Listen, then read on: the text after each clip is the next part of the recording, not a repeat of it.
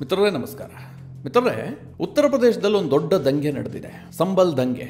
ಶಾಯಿ ಜಾಮಾ ಮಸೀದಿ ವಿಚಾರವಾಗಿ ಉಂಟಾದಂತಹ ಈ ದಂಗೆ ಇವತ್ತು ದೇಶಾದ್ಯಂತ ಚರ್ಚೆ ಆಗ್ತಾ ಇದೆ.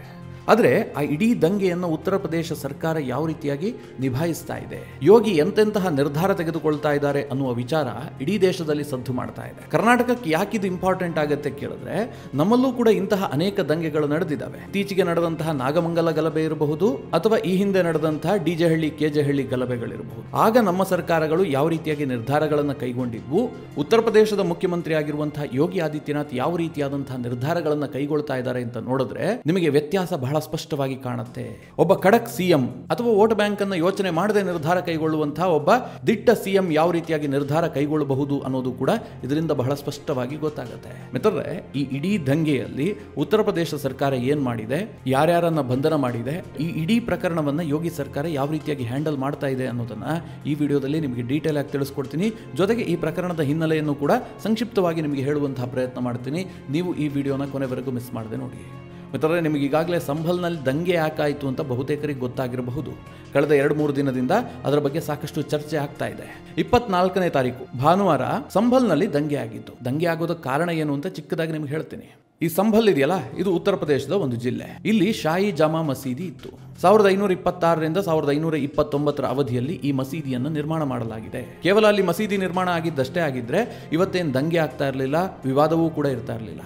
ಆದರೆ ಆ ಮಸೀದಿಯನ್ನು ನಿರ್ಮಾಣ ಮಾಡಿದ್ದು ಹೇಗೆ? ಅಲ್ಲಿ ಮೊದಲು ಹರಿಹರೇಶ್ವರ ದೇವಸ್ಥಾನ ಇರುತ್ತೆ. ಅದು ತುಂಬ ಪ್ರಖ್ಯಾತಿ ಪಡೆದಂತಹ ದೇವಸ್ಥಾನ.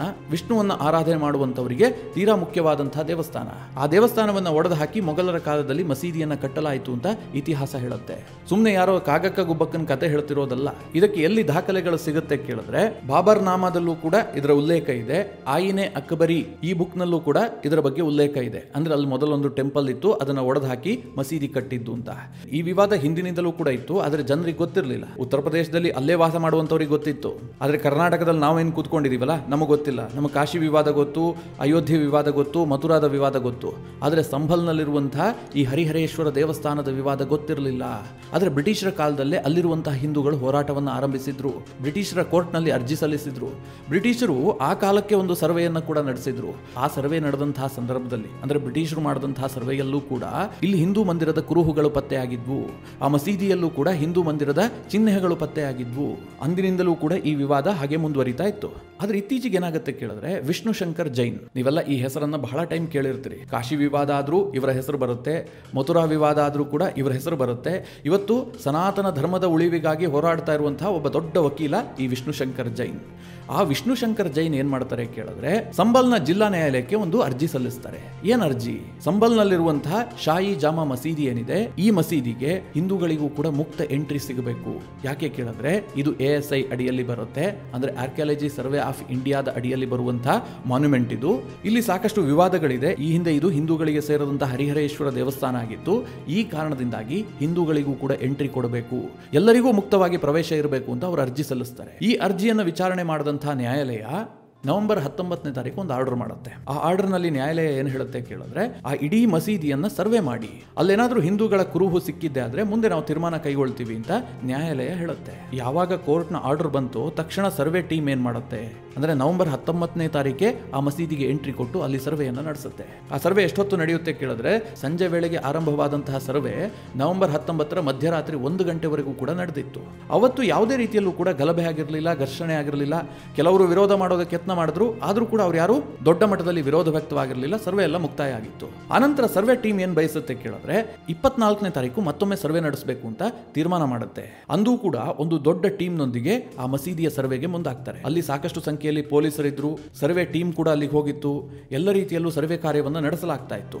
ಆರಂಭದಲ್ಲಿ ಏನೂ ಇರಲಿಲ್ಲ, ಶಾಂತಿಯಾಗೇ ಇತ್ತು. ಆದ್ರೆ ಅಲ್ಲೊಂದು ವಜೂಖಾನ ಇದೆ, ದೊಡ್ಡದಾದಂತಹ ವಜೂಖಾನ ಆ ಮಸೀದಿಯ ಒಳಗೆ. ವಜೂಖಾನ ಅಂತಂದ್ರೆ ನಿಮಗೆಲ್ಲ ಗೊತ್ತು, ಕಾಶಿ ಜ್ಞಾನವ್ಯಾಪಿ ವಿಚಾರದಲ್ಲಿ ನಾನು ಅನೇಕ ಬಾರಿ ಹೇಳಿದ್ದೀನಿ. ಮುಸ್ಲಿಮರು ಪ್ರಾರ್ಥನೆಗೆ ಮುಂಚೆ ಕೈಕಾಲು ತೊಳೆದುಕೊಳ್ಳುವಂತಹ, ಅಂದ್ರೆ ತಮ್ಮನ್ನು ತಾವು ಶುದ್ಧ ಮಾಡಿಕೊಳ್ಳುವಂತಹ ಒಂದು ಸ್ಥಳ, ಅದನ್ನ ವಜೂಖಾನ ಅಂತ ಕರೆಯಲಾಗುತ್ತೆ. ಆ ವಜೂಖಾನದ ಸರ್ವೆ ಮಾಡಬೇಕು ಅಂತ ಆ ಸರ್ವೆ ಟೀಮ್ ಬಯಸುತ್ತೆ. ಆಗ ಅಲ್ಲಿದ್ದಂತಹ ಮುಸ್ಲಿಮರು ಅದಕ್ಕೆ ವಿರೋಧ ವ್ಯಕ್ತಪಡಿಸ್ತಾರೆ, ಯಾವ ಕಾರಣಕ್ಕೂ ಸರ್ವೆ ಮಾಡಬಾರದು ಅಂತ. ತಕ್ಷಣ ಸಾಕಷ್ಟು ಸಂಖ್ಯೆಯಲ್ಲಿ ಮುಸ್ಲಿಮರು ಸೇರ್ತಾರೆ. ಎಲ್ಲರೂ ಕೂಡ ಸಿದ್ಧರಾಗಿ ಬಂದಿದ್ರು. ಕಲ್ಲುಗಳಿರುತ್ತೆ, ಕೆಲವರ ಕೈಲಿ ನಾಡ ಪಿಸ್ತೂಲುಗಳಿರುತ್ತೆ. ಅಲ್ಲಿ ಒಂದು ರೀತಿಯ ಘರ್ಷಣೆಯ ವಾತಾವರಣ ಶುರುವಾಗುತ್ತೆ. ಪೊಲೀಸರಿಗೆ ಇದು ಅರಿವಿಗೆ ಬರುತ್ತೆ, ಇಲ್ಲೇನೋ ಕೈ ಮೀರ್ತಾ ಇದೆ ಅಂತ. ತಕ್ಷಣ ಪೊಲೀಸರು ಗುಂಪನ್ನು ಚದುರಿಸೋದಕ್ಕೆ ನಾನಾ ರೀತಿಯಲ್ಲಿ ಪ್ರಯತ್ನ ಮಾಡ್ತಾರೆ. ಆರಂಭದಲ್ಲಿ ಲಾಠಿ ಬೀಸ್ತಾರೆ, ಲಾಠಿ ಬೀಸಿದ್ದಕ್ಕೆ ಅವರು ಕೇಳೋದಿಲ್ಲ, ಯಾಕೆಂದ್ರೆ ಅವರೆಲ್ಲ ಶಾಂತಿ ದೂತರಲ್ವಾ, ಹೀಗಾಗಿ ಅವ್ರು ಯಾರು ಕೇಳೋದಿಲ್ಲ. ದಂಗೆ ಜಾಸ್ತಿ ಆಗ್ತಾ ಬರುತ್ತೆ, ಪೊಲೀಸರು ಅಶ್ರವಾಯುವನ್ನು ಸಿಡಿಸ್ತಾರೆ, ಅದಕ್ಕೂ ದಂಗೆ ತಹಬದಿಗೆ ಬರೋದಿಲ್ಲ. ಅದಾಗ್ತಿದ್ದ ಹಾಗೆ ಕಂಡಲ್ಲಿ ಗುಂಡಿಗೆ ಆರ್ಡರ್ ಆಗುತ್ತೆ, ಪೊಲೀಸರು ಗುಂಡು ಹಾರಿಸೋದಕ್ಕೆ ಶುರು ಮಾಡ್ತಾರೆ. ಪೊಲೀಸರು ಮಾತ್ರ ಗುಂಡು ಹಾರಿಸಿದ್ರೆ ಅಲ್ಲಿ ಯಾರೂ ಸಾಯ್ತಾ ಇರಲಿಲ್ವೇನೋ, ಯಾಕೆಂದ್ರೆ ಪೊಲೀಸರು ಯಾರನ್ನೋ ಸಾಯಿಸಬೇಕು ಅಂತ ಗುಂಡು ಹಾರಿಸ್ತಾ ಇರಲಿಲ್ಲ. ಆ ಉದ್ರಿಕ್ತ ಗುಂಪಿನಲ್ಲಿದ್ದಂತಹ ಕೆಲವರು ಬಂದೂಕುಗಳನ್ನ ಹಿಡದೆ ಬಂದಿದ್ರು, ಅವರ ಕೈಯಲ್ಲಿ ನಾಡ ಪಿಸ್ತೂಲ್ಗಳಿತ್ತು. ಅವರು ಪೊಲೀಸರಿಗೆ ಗುರಿ ಇಟ್ಟು ಹೊಡೆಯೋದಕ್ಕೆ ಹೋಗ್ತಾರೆ. ಆದ್ರೆ ಅವರೇನು ಪೊಲೀಸರಂಗೆ ಟ್ರೈನಿಂಗ್ ಪಡೆದವರ, ಆ ಎಲ್ಲ ಗುರಿಯು ಮಿಸ್ ಆಗಿ ಅವರದೇ ಜನರ ಮೇಲೆ ಆ ಗುಂಡು ಬಿತ್ತು. ಹೀಗಾಗಿ 5 ಮಂದಿ ಸಾವಿಗೀಡಾಗಿದ್ದಾರೆ. ಈಗ ಅವರೆಲ್ಲರ ಪೋಸ್ಟ್ ಮಾರ್ಟಮ್ ಆಗಿದೆ, ಅದರ ರಿಪೋರ್ಟ್ ಬಂದಿದೆ. ಆ ರಿಪೋರ್ಟ್ನಲ್ಲಿ ಬಹಳ ಸ್ಪಷ್ಟವಾಗಿ ಹೇಳಲಾಗ್ತಾ ಇದೆ, ನಾಡ ಪಿಸ್ತೂಲ್ನ ಗುಂಡು ಬಿದ್ದು 5 ಮಂದಿ ಸಾವಿಗೀಡಾಗಿದ್ದಾರೆ. ಇನ್ನು ಪೊಲೀಸರಿಗೂ ಕೂಡ ಗಾಯ ಆಗಿದೆ. ಒಟ್ಟು 30ಕ್ಕೂ ಹೆಚ್ಚು ಪೊಲೀಸರಿಗೆ ಗಾಯ ಆಗಿದೆ. ಆ ಸ್ಥಳೀಯ SSPಗೂ ಕೂಡ ಗುಂಡು ಬಿದ್ದಿದೆ. ಇನ್ನು ಸಬ್ ಇನ್ಸ್ಪೆಕ್ಟರ್ ಒಬ್ಬರ ಪಿಸ್ತೂಲನ್ನು ಕಿತ್ತುಕೊಂಡು ಹೋಗಿದ್ದಾರೆ, ಅವರ ಮ್ಯಾಗಝೀನ್ ಅನ್ನು ಕೂಡ ಕಿತ್ತುಕೊಂಡು ಹೋಗಿದ್ದಾರೆ. ಅಂದ್ರೆ ಗಲಭೆಕೋರರು ಯಾವ ರೀತಿಯಾಗಿ ಸಿದ್ಧತೆಯನ್ನು ಮಾಡ್ಕೊಂಡಿದ್ರು ಅಂತ ನಿಮಗೆ ಹೇಳ್ತಾ ಇದ್ದೀನಿ. ಇದೆಲ್ಲ ಆಗ್ತಿದ್ದ ಹಾಗೆ ಪೊಲೀಸರು ಯಶಸ್ವಿಯಾಗಿ ದಂಗೆಯನ್ನು ಹುಟ್ಟಡಗಿಸ್ಬಿಡ್ತಾರೆ. ಅವರೇನು ಗುಂಡು ಹಾರಿಸಿದ್ರು, ದೊಡ್ಡ ಮಟ್ಟದಲ್ಲಿ ಜನ ಸೇರಿದ್ರು ಅಂತ ಪೊಲೀಸರೇನು ಬಿಟ್ಟು ಬಿಡೋದಿಲ್ಲ, ಯಾಕಂದ್ರೆ ಅದು ಉತ್ತರ ಪ್ರದೇಶ, ಅಲ್ಲಿ ಪೊಲೀಸರಿಗೆ ಫ್ರೀ ಹ್ಯಾಂಡ್ ಕೊಡಲಾಗಿದೆ. ಯೋಗಿ ಸರ್ಕಾರ ಗೊತ್ತಲ್ಲ ನಿಮಗೆ, ಅವ್ರು ಯಾವುದಕ್ಕೂ ಮುಲಾಜ್ ಮಾಡೋದಿಲ್ಲ. ಅಲ್ಲಿ ದಂಗೆ ಎದ್ದಿದ್ದಾರೆ ಅಂತಂದ್ರೆ ಅವರನ್ನ ಸದೆ ಬಡಿಯೋದಕ್ಕೆ ಸರ್ಕಾರ ಏನೆಲ್ಲ ಬೇಕೋ ಎಲ್ಲ ಕ್ರಮವನ್ನು ಕೈಗೊಳ್ಳುತ್ತೆ. ಹೀಗಾಗಿ ಇಡೀ ದಂಗೆ ತಹಬದಿಗೆ ಬರುತ್ತೆ. ಅದಾಗ್ತಿದ್ದ ಹಾಗೆ ಆ ದಂಗೆಕೋರರನ್ನು ಯಾವ ರೀತಿಯಾಗಿ ಮಟ್ಟ ಹಾಕಲಾಗ್ತಾ ಇದೆ ಕೇಳಿದ್ರೆ, ಒಬ್ಬನೇ ಒಬ್ಬ ತಪ್ಪಿಸಿಕೊಳ್ಳೋದಕ್ಕೆ ಸಾಧ್ಯ ಆಗ್ತಾ ಇಲ್ಲ. ಇದುವರೆಗೆ ಒಟ್ಟು 7 FIR ದಾಖಲಾಗಿದೆ. ಒಟ್ಟು 2500 ಮಂದಿಯ ವಿರುದ್ಧ FIR ದಾಖಲಾಗಿದೆ. ಅಂದ್ರೆ ಊರಿಗೂರೇ ಜೈಲಿಗೆ ಹೋಗುವಂತಹ ಸನ್ನಿವೇಶ ನಿರ್ಮಾಣ ಆಗಿದೆ. ಆ ರೀತಿಯಾಗಿ ಯೋಗಿ ಸರ್ಕಾರ ಪೊಲೀಸರಿಗೆ ಫ್ರೀ ಹ್ಯಾಂಡ್ ಕೊಟ್ಟಿದೆ. ಇದಿಷ್ಟೇ ಅಲ್ಲ ಮಿತ್ರರೇ, ಇನ್ನು ಈ ಇಡೀ ದಂಗೆ ಇದೆಯಲ್ಲ, ಇದರ ಮೂಲ ಕಿಂಗ್ ಪಿನ್ ಯಾರು ಕೇಳಿದ್ರೆ ಸ್ಥಳೀಯ ಸಂಸದ ಜಿಯಾವುರ್ ರೆಹಮಾನ್, ಸಂಬಾಲ್ನ ಸ್ಥಳೀಯ ಸಂಸದ, ಸಮಾಜವಾದಿ ಪಕ್ಷದ ಮುಖಂಡ.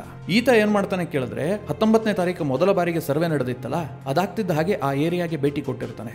ಭೇಟಿ ಕೊಟ್ಟು ಅಲ್ಲಿ ಜನರಿಗೆ ಹೇಳಿರ್ತಾನೆ, ಮುಂದೇನಾದ್ರೂ ಸರ್ವೆಗೆ ಬಂದಿದ್ದೆ ಆದ್ರೆ ನೀವೇನ್ ಬೇಕಾದ್ರೂ ಮಾಡಿ, ನಾ ನಿಮ್ ಜೊತೆಗಿದ್ದೀನಿ, ಮುಂದೇನಾದ್ರೂ ನಾನ್ ನೋಡ್ಕೊಳ್ತೀನಿ ಅಂತ ಹೇಳಿ ಒಂದು ಪ್ರಚೋದನಕಾರಿ ಭಾಷಣವನ್ನ ಮಾಡಿರ್ತಾನೆ.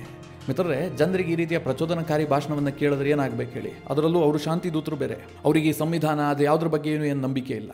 ಅವ್ರಿಗೇನು ಅನ್ಸುತ್ತೋ ಅದನ್ನು ಮಾಡ್ತಾರೆ. ಆನಂತರ ವೋಟ್ ಬ್ಯಾಂಕ್ ರಾಜಕಾರಣ ಮಾಡುವಂಥವ್ರು ಅವರನ್ನು ರಕ್ಷಿಸ್ತಾರೆ. ಆದರೆ ಉತ್ತರ ಪ್ರದೇಶದಲ್ಲಿ ಹಾಗಾಗೋದಿಲ್ಲ, ಅಲ್ಲಿ ಯೋಗಿ ಸರ್ಕಾರ ಇರೋದು. ಈ ಜಿಯಾವುರ್ ರೆಹಮಾನ್ ಕಾರಣದಿಂದಲೇ ಈ ದಂಗೆ ನಡೆದಿದೆ ಅಂತ ಪೊಲೀಸರಿಗೆ ಗೊತ್ತಾಗುತ್ತೆ. ಆ ಇಡೀ ಭಾಷಣದ ತುಣುಕು ಕೂಡ ಪೊಲೀಸರಿಗೆ ಸಿಗುತ್ತೆ. ಹೀಗಾಗಿ FIR ನಲ್ಲಿ ಜಿಯಾವುರ್ ರೆಹಮಾನ್ ಅನ್ನ, ಅಂದ್ರೆ ಸ್ಥಳೀಯ ಸಂಸದನನ್ನ A1 ಆರೋಪಿಯನ್ನಾಗಿ ಮಾಡಲಾಗಿದೆ. ಹಾಗೆ ಸ್ಥಳೀಯ MLA ಮಗ ಸುಹೇಲ್ ಇಕ್ಬಾಲ್ ಅನ್ನುವಂಥವನ್ನ A2 ಆರೋಪಿಯನ್ನಾಗಿ ಮಾಡಲಾಗಿದೆ. ಪೊಲೀಸರು ಯಾವ ರೀತಿಯಾಗಿ ಕ್ರಮ ಕೈಗೊಳ್ತಾ ಇದ್ದಾರೆ ಅಂತ ನಿಮಗೆ ತಿಳಿಸ್ತಾ ಇದ್ದೀನಿ. ಒಟ್ಟು 2500 ಮಂದಿಯ ಮೇಲೆ FIR ಆಗಿರೋದು. ಸ್ಥಳೀಯ MP A1 ಆರೋಪಿ, MLA ಮಗ A2 ಆರೋಪಿ. ಅಲ್ಲಿರುವಂತಹ ವಿಡಿಯೋ ಸಾಕ್ಷಿಗಳನ್ನ ಪರಿಶೀಲನೆ ಮಾಡಿ ಪ್ರತಿಯೊಬ್ಬರ ಮೇಲೂ ಕೂಡ FIR ಹಾಕುವಂತ ಕೆಲಸ ಆಗ್ತಾ ಇದೆ. ಈಗಾಗಲೇ 27 ಮಂದಿಯನ್ನು ಅರೆಸ್ಟ್ ಮಾಡಿದ್ದಾರೆ. 74 ಮಂದಿ ನೇರವಾಗಿ ಇನ್ವಾಲ್ವ್ ಆಗಿರೋ ಬಗ್ಗೆ ಸಾಕ್ಷಿ ಸಿಕ್ಕಿದೆ. ಅಂದ್ರೆ ಪಿಸ್ತೂಲ್ ಹಿಡ್ಕೊಂಡಂತವರು, ಕಲ್ ತೂರದಂತವರು, ಅವರೆಲ್ಲರನ್ನು ಐಡೆಂಟಿಫೈ ಮಾಡಿದ್ದಾರೆ. ಅವರಿಗೋಸ್ಕರವಾಗಿ ಬಲೆ ಬೀಸಲಾಗಿದೆ. ಆದ್ರೆ ಮಿತ್ರರೇ, ಬಹುತೇಕರು ಸಂಬಲ್ ಅನ್ನ ಬಿಟ್ಟು ಬೇರೆ ಬೇರೆ ಜಾಗಗಳಿಗೆ ತೆರಳಿದ್ದಾರೆ. ಯಾರು ಗಲಭೆಯಲ್ಲಿ ಭಾಗಿಯಾಗಿದ್ರೋ ಅವರೆಲ್ಲರೂ ಕೂಡ ಏರಿಯಾವನ್ನ ಬಿಟ್ಟು ಹೋಗ್ಬಿಟ್ಟಿದ್ದಾರೆ, ಕಂಡ ಕಡೆಗೆ ಓಡಿ ಹೋಗಿದ್ದಾರೆ. ಆದ್ರೆ ಯೋಗಿ ಸರ್ಕಾರ ಬಿಡುವಂತೆ ಕಾಣ್ತಾ ಇಲ್ಲ. ಎಷ್ಟು ಜನರನ್ನಾಗುತ್ತೋ ಅಷ್ಟು ಜನರನ್ನ ಜೈಲಿಗೆ ಹಾಕುತ್ತೆ. ಗಲಭೆಯಲ್ಲಿ ಭಾಗಿಯಾದವರಿಗೆ ಯೋಗಿ ಸರ್ಕಾರ ನರಕ ತೋರಿಸೋದ್ರಲ್ಲಿ ಯಾವುದೇ ಡೌಟ್ ಇಲ್ಲ. ಮಿತ್ರರೇ, ನಾನು ಯಾಕೆ ಇದನ್ನು ಹೇಳ್ತಾ ಇದ್ದೀನಿ ಅಂತಂದ್ರೆ, ನೀವಿಲ್ಲಿ ವ್ಯತ್ಯಾಸವನ್ನ ಗಮನಿಸಬಹುದು. ಕರ್ನಾಟಕದ ನಾಗಮಂಗಲದಲ್ಲೂ ಕೂಡ ಗಣಪತಿ ಹಬ್ಬದ ಸಂದರ್ಭದಲ್ಲಿ ಗಲಭೆ ಆಯಿತು. ಹಿಂದೂಗಳು ಅಲ್ಲಿ ಗಣಪತಿಯನ್ನು ಕೂರಿಸಿದ್ರು, ಗಣಪತಿ ಮೆರವಣಿಗೆ ನಡೀತಾ ಇತ್ತು. ಆ ಶೋಭಾಯಾತ್ರೆ ವೇಳೆ ಕಲ್ಲು ತೂರಾಟ ಆಯಿತು. ಯಾಕೋಸ್ಕರವಾಗಿ ಆಯಿತು? ಮಸೀದಿಯ ಮುಂದೆ ಶೋಭಾಯಾತ್ರೆ ಸಾಗುವಂತಹ ಸಂದರ್ಭದಲ್ಲಿ ಕಲ್ಲು ತೂರಿದ್ರು. ಆಗ ನಮ್ಮ ಸರ್ಕಾರ ಏನ್ ಮಾಡ್ತು, ಅಥವಾ ನಮ್ಮ ಪೊಲೀಸರು ಏನ್ ಮಾಡಿದ್ರು? ಕೇಸ್ ಹಾಕಿದ್ರು, ಎಲ್ಲರನ್ನೂ ಅರೆಸ್ಟ್ ಮಾಡಿದ್ರು. ಆದ್ರೆ ಕೇಸ್ನಲ್ಲಿ ಟ್ವಿಸ್ಟ್ ಏನು ಕೇಳಿದ್ರೆ, ಗಣಪತಿ ಕೂರಿಸಿದಂತವ್ರು, ಆ ಇಡೀ ಪ್ರೋಗ್ರಾಮ್ನ ನೇತೃತ್ವ ವಹಿಸಿದಂತವ್ರು A1 ಆರೋಪಿ. A1 ಇಂದ ಹಿಡಿದು A25 ವರೆಗೂ ಕೂಡ ಹಿಂದೂಗಳೇ ಆರೋಪಿಗಳು. ಅವ್ರು ಮಾಡಿದ ತಪ್ಪೇನು ಕೇಳಿದ್ರೆ, ಗಣಪತಿ ಕೂರಿಸಿ ಪೂಜೆ ಮಾಡಿದ್ದು. ಕಲ್ ತೂರದಂತವ್ರು A26, A27 ಅವರು ನಂತರದ ಆರೋಪಿಗಳು. ಇವ್ರು ಗಣಪತಿನೇ ಕೂರಿಸದೇ ಇದ್ದಿದ್ರೆ ಅವ್ರು ಯಾಕೆ ಕಲ್ ತೋರ್ತಾ ಇದ್ರು? ಇದು ನಮ್ಮ ಪೊಲೀಸರ ಲಾಜಿಕ್ಕು, ನಮ್ಮ ಸರ್ಕಾರದ ಲಾಜಿಕ್ಕು. ಯಾಕಂದ್ರೆ ಕರ್ನಾಟಕದಲ್ಲಿರೋದು ಸಿದ್ದರಾಮಯ್ಯ ಸರ್ಕಾರ. ಇದನ್ನ ವಿರೋಧಿಸಿ ಟೌನ್ ಹಾಲ್ ಮುಂದೆ ಪ್ರತಿಭಟನೆ ಮಾಡಿದ್ರೆ ಗಣಪತಿ ಮೂರ್ತಿಯನ್ನೇ ನಮ್ಮ ಪೊಲೀಸರು ಅರೆಸ್ಟ್ ಮಾಡಿಬಿಟ್ಟಿದ್ರು. ವ್ಯತ್ಯಾಸ ನಿಮಗೆ ಬಹಳ ಸ್ಪಷ್ಟವಾಗಿ ಕಾಣ್ತಾ ಇದೆ. ಒಂದು ಕಡೆ ಉತ್ತರ ಪ್ರದೇಶದ ಯೋಗಿ ಸರ್ಕಾರ ಯಾವ ರೀತಿಯಾಗಿ ಕ್ರಮ ಕೈಗೊಳ್ತಾ ಇದೆ, ಅಲ್ಲಿನ ಸಂಸದರನ್ನೇ A1 ಆರೋಪಿಯನ್ನಾಗಿ ಮಾಡಿದೆ. ಮುಲಾಜ ಇಟ್ಕೊಂಡಿಲ್ಲ. ನೀನು MLA ಆಗಿರು, MP ಆಗಿರು, MLA ಮಗನಾರು ಆಗಿರು, ಅಥವಾ ಮಂತ್ರಿ ಬೇಕಾದರೂ ಆಗಿರು, ನಾವು ಕ್ರಮ ಕೈಗೊಳ್ತೀವಿ. ಇದು ಯೋಗಿ ಸರ್ಕಾರದ ನಿರ್ಧಾರ. ಹೀಗಾಗಿ ಇದು ದೊಡ್ಡ ವಿವಾದದ ಸ್ವರೂಪವನ್ನು ಪಡೆದುಕೊಂಡಿದೆ. ಸಮಾಜವಾದಿ ಪಕ್ಷದ ಮುಖಂಡ ಅಖಿಲೇಶ್ ಯಾದವ್ ಅಲ್ಲಿ ಹೋಗಿ ರಾಜಕೀಯ ಮಾಡಬೇಕು ಅಂತ ಬಹಳ ಯತ್ನ ಮಾಡ್ತಾ ಇದ್ದಾರೆ. ಆದ್ರೆ ಅಲ್ಲಿನ ಕೋರ್ಟ್ ಏನ್ ಹೇಳಿದೆ ಗೊತ್ತಾ? ಹೊರಗಿನ ಯಾವುದೇ ವ್ಯಕ್ತಿಗಳು ಕೂಡ ಕ್ಷೇತ್ರಕ್ಕೆ ಬರುವಂತಿಲ್ಲ. ಸಂಬಲ್ಗೆ ಹೊರಗಿನ ವ್ಯಕ್ತಿಗಳಿಗೆ ಎಂಟ್ರಿ ಇಲ್ಲ ಅಂತ. ಯಾವಾಗ ಈ ವಿಚಾರ ಗೊತ್ತಾಯ್ತೋ, ರಾಹುಲ್ ಗಾಂಧಿ ಫ್ಲೈಟ್ ಕೂಡ ಚಾಲು ಆಗ್ಬಿಟ್ಟಿತ್ತು. ಸಂಬಲ್ಗೆ ಹೋಗಿ ಇನ್ನೇನು ಇಳಿಬೇಕು. ಆದ್ರೆ ಕೋರ್ಟ್ ಹೀಗೆ ಹೇಳ್ತಲ್ಲ, ಇವರಿಗೆಲ್ಲ ಹೋಗೋದಕ್ಕೆ ಸಾಧ್ಯ ಆಗ್ತಾ ಇಲ್ಲ. ನಿಮಗೆಲ್ಲ ಗೊತ್ತಿರಬಹುದು, ಆರ್ಜಿಕರ್ ಮೆಡಿಕಲ್ ಕಾಲೇಜ್ನಲ್ಲಿ ರೇಪ್ ಆಯಿತು, ಇಡೀ ಪಶ್ಚಿಮ ಬಂಗಾಳ ಹೊತ್ತಿ ಉರಿತು. ಆದರೆ ಇದುವರೆಗೂ ಕೂಡ ರಾಹುಲ್ ಗಾಂಧಿ ಆ ಘಟನೆಯ ಬಗ್ಗೆ ತುಟಿ ಬಿಚ್ಚಿಲ್ಲ. ರಾಹುಲ್ ಗಾಂಧಿ ಇದುವರೆಗೂ ಪಶ್ಚಿಮ ಬಂಗಾಳಕ್ಕೆ ಹೋಗಿಲ್ಲ, ಆ ಬಗ್ಗೆ ಯಾವುದೇ ರೀತಿಯಲ್ಲೂ ಧ್ವನಿ ಎತ್ತಿಲ್ಲ. ಒಬ್ಬ ವೈದ್ಯೆಯ ಮೇಲೆ ಆ ರೀತಿಯಾಗಿ ರೇಪ್ ಆಗಿದೆ, ಇಡೀ ಪಶ್ಚಿಮ ಬಂಗಾಳದಲ್ಲಿ ವೈದ್ಯರು ಪ್ರತಿಭಟಿಸ್ತಾ ಇದ್ದಾರೆ. ಆದರೆ ರಾಹುಲ್ ಗಾಂಧಿಗೆ ಅದ್ರ ಬಗ್ಗೆ ಮಾತನಾಡೋದಕ್ಕಾಗಲಿ ಅದ್ರ ಬಗ್ಗೆ ಧ್ವನಿ ಎತ್ತೋದಕ್ಕಾಗಲಿ ಸ್ವಲ್ಪವೂ ಪುರುಸೊತ್ತಿಲ್ಲ. ಯಾಕೆಂದ್ರೆ ಅಲ್ಲಿ ಮಮತಾ ಬ್ಯಾನರ್ಜಿ ಸರ್ಕಾರ ಇದೆ, ಸಂವಿಧಾನ ರಕ್ಷಕರ ಸರ್ಕಾರ ಇದೆ. ಅದರ ಸಂಬಾಲ್ನಲ್ಲಿ ಗಲಾಟೆ ಆಗುತ್ತೆ, ರಾಹುಲ್ ಗಾಂಧಿನೂ ಆಕ್ಟಿವ್ ಆಗ್ತಾರೆ, ಅಖಿಲೇಶ್ ಯಾದವ್ ಕೂಡ ಆಕ್ಟಿವ್ ಆಗ್ತಾರೆ. ಯಾಕಂದ್ರೆ ಅಲ್ಲಿರೋದು ಯೋಗಿ ಸರ್ಕಾರ. ರಾಜಕೀಯ ಮಾಡಿದ್ರೆ ನಮಗೆಲ್ಲ ಲಾಭ ಆಗ್ಬಿಡುತ್ತೋ, ವೋಟ್ ಬ್ಯಾಂಕ್ ಬೇರೆ, ಇದೆಲ್ಲದರ ಹಿಂದೆ ಇರುವಂತಹದ್ದು ಶಾಂತಿ ದೂತರು, ಹೀಗಾಗಿ ನಮ್ಮ ವೋಟ್ ಬ್ಯಾಂಕ್ಗೆ ಇನ್ನಷ್ಟು ಬಲ ಸಿಗುತ್ತೆ ಅಂತ ಯೋಚನೆ ಮಾಡಿದ್ರು. ಆದರೆ ಕೋರ್ಟ್ ಇದಕ್ಕೆ ಬ್ರೇಕ್ ಹಾಕಿದೆ, ಹೊರಗಿನವರು ಎಂಟ್ರಿ ಕೊಡುವಂತಿಲ್ಲ ಅಂತ. ಅಖಿಲೇಶ್ ಯಾದವ್ ಒಂದು ಸ್ಟೇಟ್ಮೆಂಟ್ ಕೊಟ್ಟಿದ್ದಾರೆ. ಅದೇನು ಕೇಳಿದ್ರೆ, ದಂಗೆಯನ್ನು ಮಾಡಿಸಿದ್ದೇ ಸರ್ಕಾರ, ಮೊದಲಿಗೆ ಅವರು ಅನ್ಯಾಯವನ್ನು ಮಾಡ್ತಾರೆ, ಅದನ್ನು ವಿರೋಧ ಮಾಡಿದ್ರೆ ತನ್ನ ಅಧಿಕಾರವನ್ನು ಬಳಸಿ ಈ ರೀತಿಯಾಗಿ ದಂಗೆ ಮಾಡಿಸ್ತಾರೆ, ಹೀಗಂತ ಅಖಿಲೇಶ್ ಯಾದವ್ ಸ್ಟೇಟ್ಮೆಂಟ್ ಕೊಟ್ಟಿದ್ದಾರೆ. ಇದಕ್ಕೆ ಮುಂದುವರೆದವ್ರು ಹೇಳ್ತಾರೆ, ಇತ್ತೀಚೆಗೆ ಸಬರಮತಿ ಸಿನಿಮಾ ರಿಲೀಸ್ ಆಗಿತ್ತು, ಅಂದರೆ ಗೋಧ್ರಾ ಗಲಭೆ ಆಯ್ತಲ್ಲ, ಅದಕ್ಕೆ ಸಂಬಂಧಪಟ್ಟಂತೆ ಸಬರಮತಿ ಸಿನಿಮಾ ರಿಲೀಸ್ ಆಗಿತ್ತು. ಆ ಸಿನಿಮಾ ನೋಡಿದಂತಹ ನಮ್ಮ ರಾಜ್ಯದ ಒಬ್ಬ ದೊಡ್ಡ ನಾಯಕ ದೇಶದಲ್ಲೇ ದೊಡ್ಡ ನಾಯಕನಾಗಬೇಕು ಅಂತ ಈ ದಂಗೆ ಮಾಡಿಸಿದ್ದಾರೆ ಅಂತೇಳಿ ಅಖಿಲೇಶ್ ಯಾದವ್ ಸ್ಟೇಟ್ಮೆಂಟ್ ಕೊಟ್ಟಿದ್ದಾರೆ. ನೇರವಾಗಿ ಯೋಗಿಯನ್ನು ಟಾರ್ಗೆಟ್ ಮಾಡಿ ಮಾತನಾಡಿದ್ದಾರೆ. ಆದರೆ ವಿಚಾರ ಇದು ಯಾವುದೂ ಅಲ್ಲ ಮಿತ್ರರೇ.